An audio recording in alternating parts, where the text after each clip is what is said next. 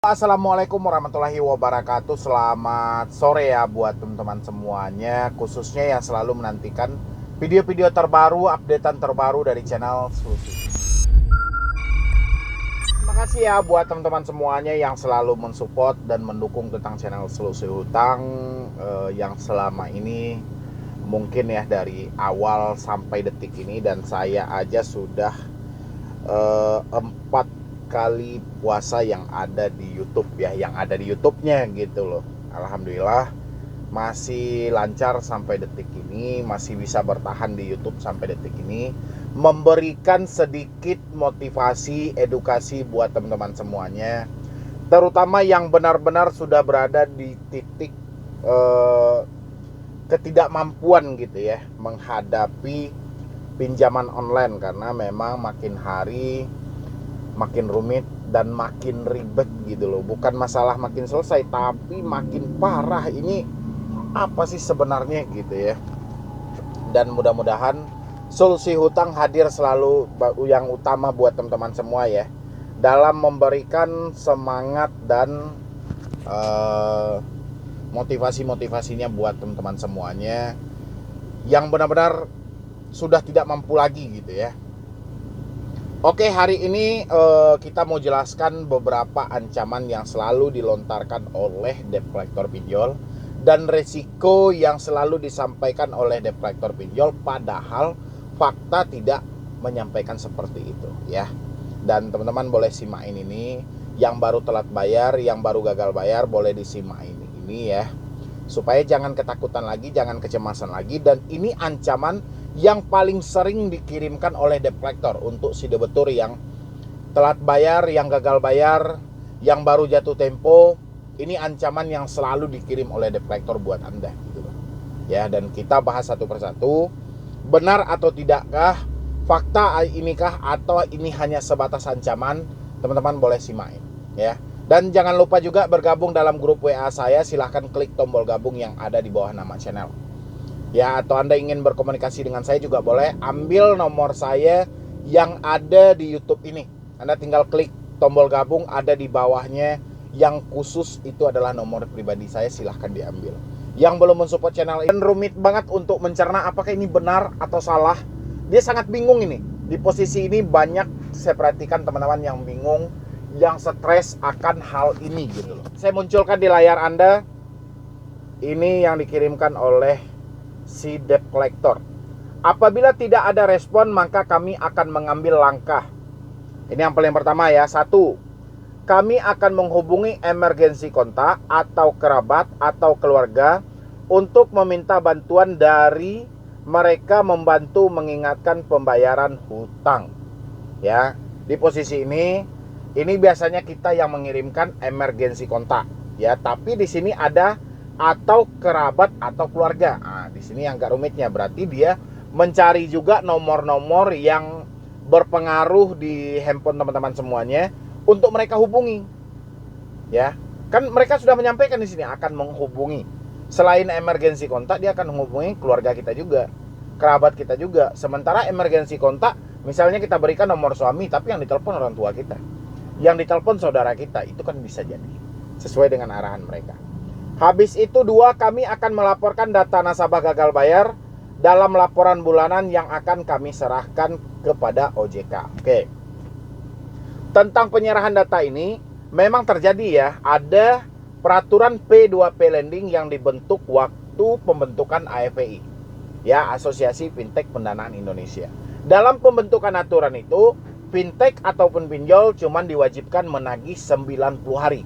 Lewat dari 90 hari, data diserahkan kepada otoritas jasa keuangan untuk ditindaklanjuti ya. Tapi di lapangan, ucapan ini hanya sebatas ucapan bagi debt collector, dan data Anda belum diserahkan kepada OJK.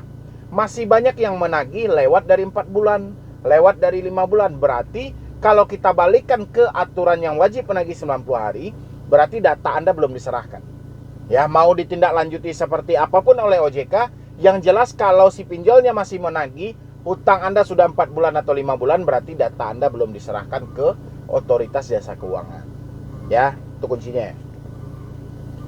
Nomor 3, kami akan mengirimkan surat somasi atas kegagalan pembayaran. Surat somasi ini adalah surat peringatan, mengingatkan tentang dasar hutang Anda. Ini nggak ada masalah, ya. Dalam dunia perbankan ini sah-sah saja. Mungkin yang bersangkutan lupa atau berada dalam phase ketakutan, tapi pihak si krediturnya membuka peluang untuk penyelesaian ini mungkin dimusyawarahkan, dimediasikan. Tapi kalau dipinjol, surat somasi ini dia pergunakan untuk menakut-nakuti si debiturnya, ya, dengan konsep-konsep hukumnya. Tapi teman-teman nggak perlu khawatir dengan hal itu.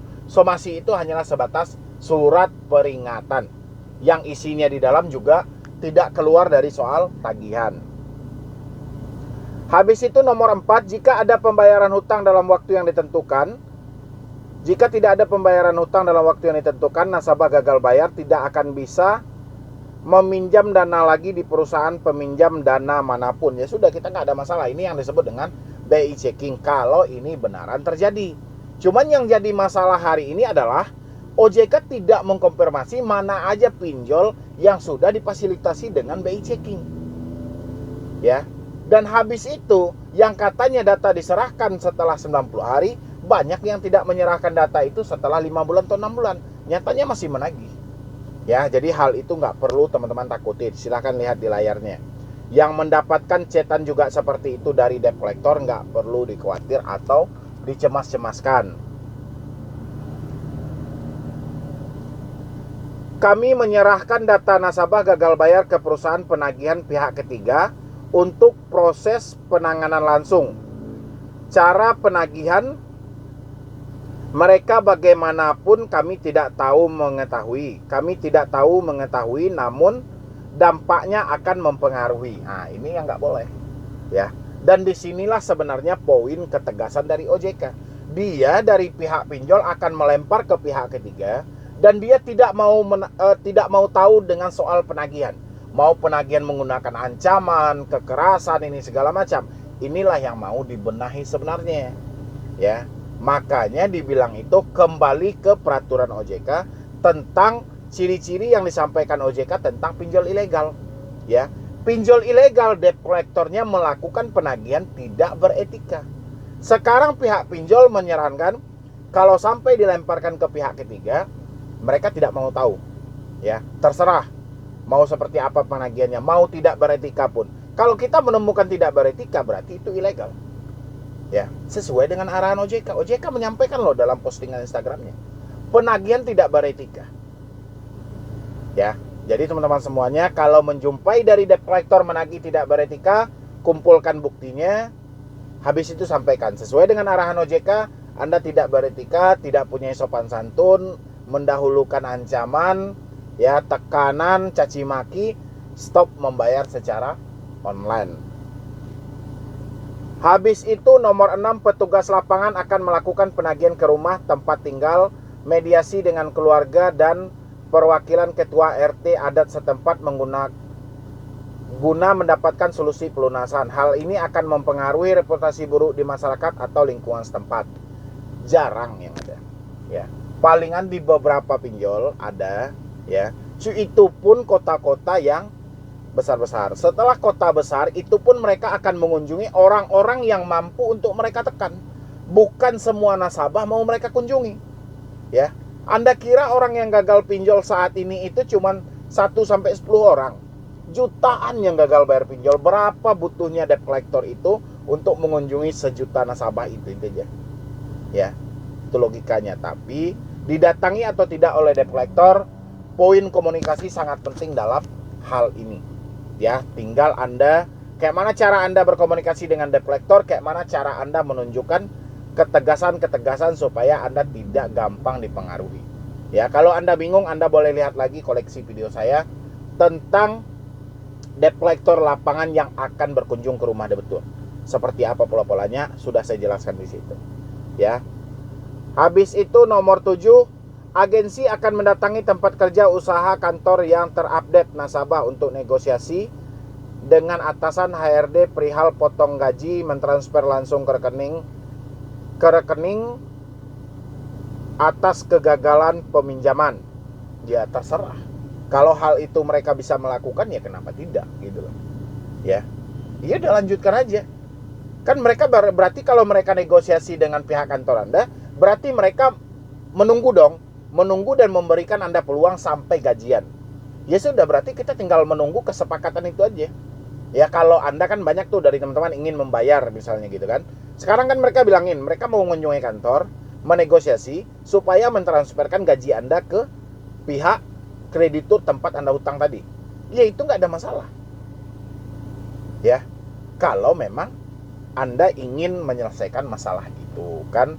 Banyak yang terkendala, saya belum gajian bang, ya gaji saya masih terkendala bang di kantor. Ya biarin aja pihak debt collector yang datang, biar pihak kantor pun juga tahu kan gitu, kalau ini benar terjadi. Ya, habis itu 8 kegagalan pembayaran akan mengakibatkan nama dalam catatan daftar hitam. Jika ingin membayarkan dalam waktu dekat ini, kami bisa membantu menjaga skor kredit Anda guna pengajuan permohonan pinjaman kembali. Tetaplah menjadi kreditur yang baik, jujur, kooperatif, dan bertanggung jawab. Terima kasih.